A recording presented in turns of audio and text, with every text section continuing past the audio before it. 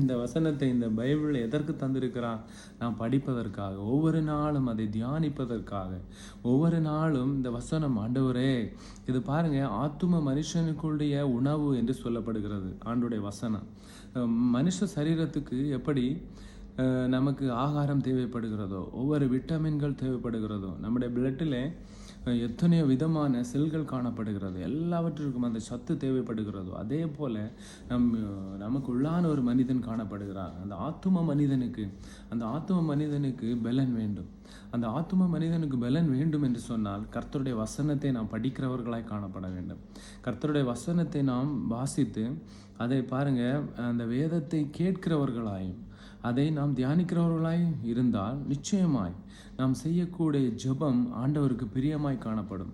இதில் சொல்லப்படுகிறது, கர்த்தருடைய வார்த்தையை கேட்காதவனுடைய ஜெபம் ஆண்டவருக்கு அருவருப்பானது.